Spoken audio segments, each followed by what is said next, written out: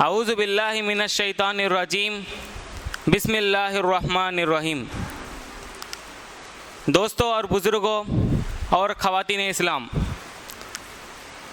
آج کے اس انجمن میں میرا عنوان ہے موت ایک حقیقت۔ موت ایک اٹل حقیقت ہے جو ہر زندہ پر آتی ہے، خواہ وہ بڑا ہو یا چھوٹا، مرد ہو یا عورت، مالدار ہو یا غریب، اور جس پر آتی ہے وہ نہ تو خود اس سے بچ سکتا ہے اور نہ ہی اس کے ارد گرد بیٹھے ہوئے اس کے ورثہ اس کو بچا سکتے ہیں۔ یقیناً موت ایک ایسی اٹل حقیقت ہے جس سے کسی کو مفر نہیں، اور یہ وہ قانون الہی ہے جس سے نہ انبیاء، نہ اولیاء اور نہ ہی شاہ و گدا مستنشا ہے۔ کسی شاعر نے سچ کہا ہے، موت سے کس کو رستگاری ہے؟ موت سے کس کو رستگاری ہے؟ آج ان کی تو کل ہماری باری ہے۔ موت ایسی چیز ہے جو اپنے وقت مقررہ پر ہی آتی ہے، نہ ایک لمحہ پہلے آتی ہے اور نہ ہی ایک لمحہ تاخیر سے۔ اور موت کے وقت نیکی کرنے کی خواہش اور نیک لوگوں میں سے ہو جانے کی تمنا کسی کام نہیں آئے گی، اسی لیے وہ وقت آنے سے پہلے ہی انسان کو نیکی اور توبہ کر لینی چاہیے۔ وما هذه الحیات الدنیا الا لہو ولعب وان الدار الاخرۃ لہی الحیوان لو کانوا یعلمون۔ سورۃ العنکبوت آیت نمبر 64۔ اور دنیا کی زندگی تو محض کھیل تماشا ہے، البتہ آخرت کے گھر کی زندگی ہی حقیقی زندگی ہے، کاش یہ جانتے۔ ابو ہریرہ رضی اللہ عنہ سے روایت ہے کہ رسول اللہ صلی اللہ علیہ وسلم نے فرمایا، لذتوں کو ختم کر دینے والی چیز یعنی موت کو زیادہ سے زیادہ یاد کیا کرو، کیونکہ جو شخص بھی اسے تنہائی میں یاد کرتا ہے اللہ تعالیٰ اسے خوشحال بنا دیتا ہے۔ انسان جن لذتوں کے پیچھے بھاگتا پھرتا ہے اور تمام عمر جن لذتوں کی فکر کرتا ہے، ان تمام لذتوں کو ختم کر دینے والی چیز موت ہے۔ جب موت آ جاتی ہے تو تمام لذتیں دھری کی دھری رہ جاتی ہے۔ موجودہ معاشرے میں جب کسی کو کہا جائے کہ موت کو یاد کیا کرو تو وہ کہتا ہے کیا تم میرے دشمن ہو جو موت کی باتیں کرتے ہو؟ لیکن رسول اللہ صلی اللہ علیہ وسلم جو پوری امت کے لیے والدین سے بھی بڑھ کر شفیق اور مہربان ہیں، اللہ تعالیٰ کا ارشاد ہے، اینما تکونوا یدرککم الموت ولو کنتم فی بروج مشیدہ۔ سورۃ النساء آیت نمبر 78۔ تم جہاں کہیں بھی ہو موت تمہیں آ پکڑے گی، گویا تم مضبوط قلعے میں کیوں نہ ہو۔ موت میں کوئی اختلاف نہیں، دنیا کی سب سے عجیب چیز موت ہے، اس لیے کہ پوری دنیا میں اس سے زیادہ یقینی کوئی چیز نہیں ہے۔ دنیا کے ہر معاملے میں اختلاف ہے، عقائد میں، افکار میں، نظریات میں، اللہ کے وجود تک میں اختلاف کیا گیا، لیکن موت ایک ایسی چیز ہے جس میں کسی کو کوئی اختلاف نہیں، نہ کوئی اختلاف کر سکا ہے اور نہ ہی آئندہ کر سکتا ہے۔ کوئی یہ نہیں کہہ سکتا کہ مجھے موت نہیں آئے گی۔ ہر بشر اس ذائقے سے محروم نہیں رہے گا۔ اللہ تعالیٰ کا ارشاد ہے، وَلَن يُؤَخِّرَ اللَّهُ نَفْسًا إِذَا جَاءَ أَجَلُهَا وَاللَّهُ خَبِيرٌ بِمَا تَعْمَلُونَ۔ اور جب کسی کا مقررہ وقت آ جاتا ہے تو اللہ تعالیٰ ہرگز مہلت نہیں دیتا، اور جو کچھ بھی تم کرتے ہو اللہ تعالیٰ اس سے بخوبی باخبر ہے۔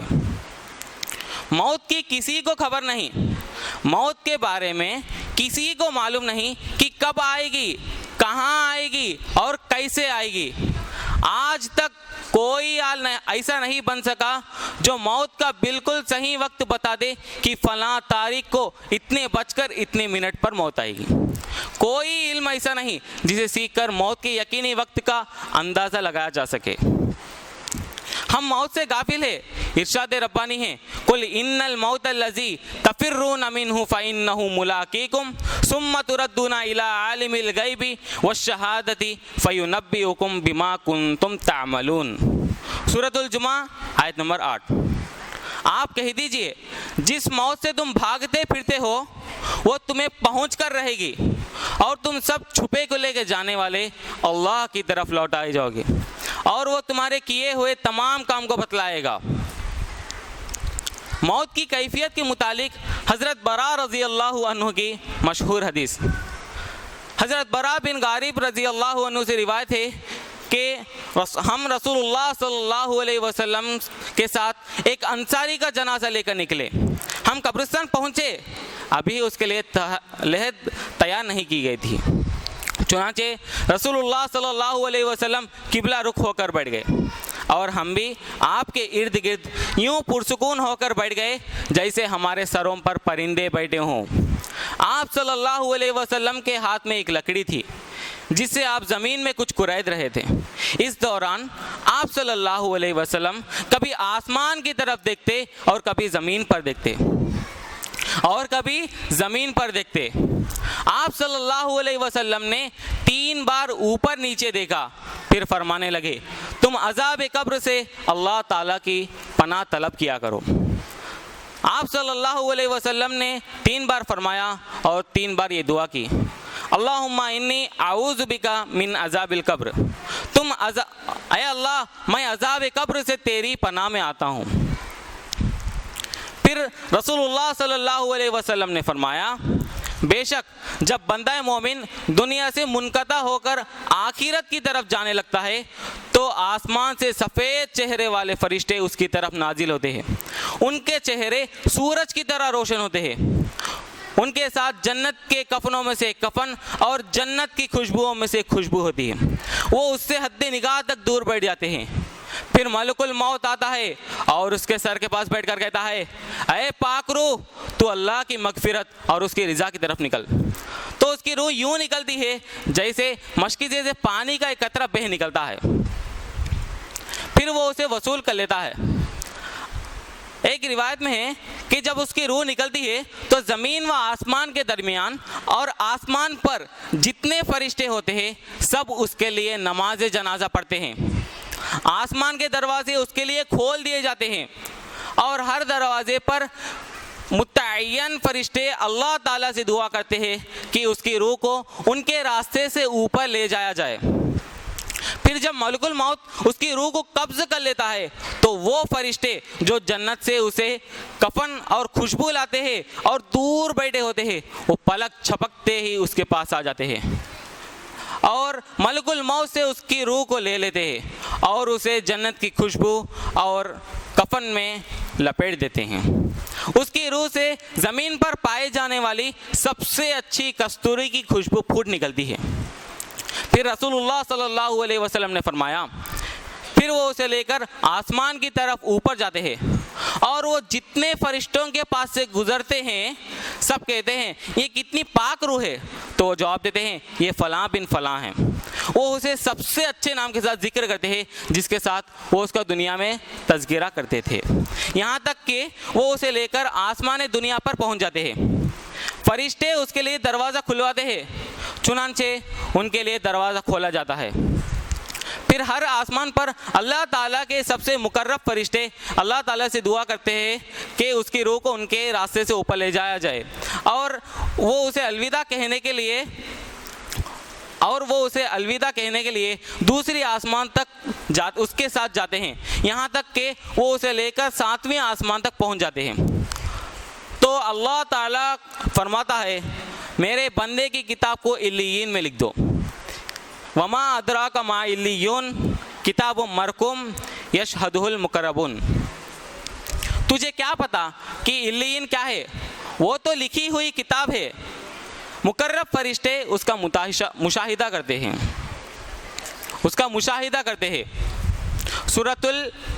سورۃ المطففین آیت نمبر 19 سے لے کر 21. لہٰذا ان کی کتاب کو علیین میں لکھ دیا جاتا ہے. پھر کہا جاتا ہے اسے آسمان سے زمین کی طرف لوٹا دو, کیونکہ میں نے ان سے وعدہ کیا ہے کہ میں نے انہیں اسی سے پیدا کیا ہے اور میں انہیں اسی میں لوٹاؤں گا اور ایک بار پھر میں انہیں اسی سے اٹھاؤں گا. رسول اللہ صلی اللہ علیہ وسلم نے فرمایا, بے شک جب کافر بندہ دنیا سے منقطع ہو کر آخرت کی طرف جانے لگتا ہے تو آسمان سے سخت دل, مضبوط اور سیاہ چہرے والے فرشتے اس کی طرف نازل ہوتے ہیں. ان کے ساتھ جہنم کا ایک ٹاٹ ہوتا ہے, وہ اس سے حد نگاہ تک دور بیٹھ جاتے ہیں. پھر ملک الموت آتا ہے اور اس کے سر کے پاس بیٹھ کر کہتا ہے اے ناپاک روح، تو اللہ کی ناراضگی اور اس کے غضب کی طرف نکل۔ آپ صلی اللہ علیہ وسلم نے فرمایا تو اس کی روح اس کے جسم میں ادھر ادھر جاتی ہے، تو ملک الموت اسے یوں کھینچتا ہے جیسے گوشت بھوننے والے سیخ کو کسی ترون سے کھینچا جائے، اس سے اس کی رگیں اور آنتیں ٹکڑی ٹکڑی ہو جاتی ہیں، ٹکڑے ٹکڑے ہو جاتی ہیں، پھر وہ اسے وصول کر لیتا ہے۔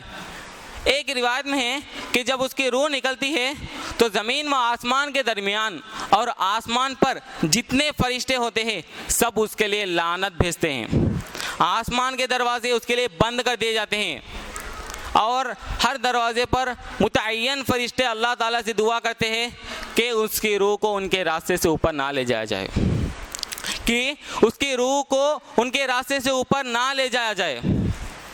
پھر جب ملک الموت اس کی روح کو قبض کر لیتا ہے تو وہ فرشتے جو اس کے لیے جنت سے کفن اور پھر وہ فرشتے جو اس کے لیے جہنم سے ٹاٹ لاتے ہیں اور دور بیٹھے ہوتے ہیں، وہ پلک چھپکتے ہی اس کے پاس آ جاتے ہیں اور ملک الموت سے اس کی روح کو لے لیتے ہیں اور اسے جہنم کے ٹاٹ میں لپیٹ دیتے ہیں۔ اس کی روح سے زمین پر پائے جانے والی کسی مردہ جانور کی سب سے گندی بدبو پھوٹ نکلتی ہے، کسی مردہ جانور کی سب سے گندی بدبو پھوٹ نکلتی ہے۔ پھر رسول اللہ صلی اللہ علیہ وسلم نے فرمایا پھر وہ اسے لے کر آسمان کی طرف اوپر جاتے ہیں اور وہ جتنے فرشتوں کے پاس سے گزرتے ہیں سب کہتے ہیں یہ کتنی ناپاک روح ہے، تو جواب دیتے ہیں یہ فلاں بن فلاں ہے۔ وہ اسے سب سے برے نام کے ساتھ ذکر کرتے ہیں جس کے ساتھ وہ اس کا دنیا میں تذکرہ کرتے تھے، یہاں تک کہ وہ اسے لے کر آسمان دنیا پر پہنچ جاتے ہیں۔ فرشتے اس کے لیے دروازہ کھلواتے ہیں لیکن ان کے لیے دروازہ کھولا نہیں جاتا، تو اللہ تعالیٰ فرماتا ہے اس کی کتاب سجین میں لکھ دو، چنانچہ اس کی کتاب کو سجین میں لکھ دی جاتی ہے۔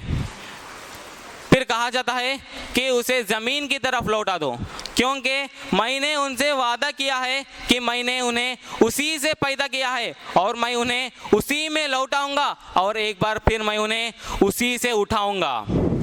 چنانچہ اس کی روح کو آسمان سے زمین کی طرف پھینک دیا جاتا ہے یہاں تک کہ وہ اس کی روح اس کے جسم میں واپس آ جاتی ہے۔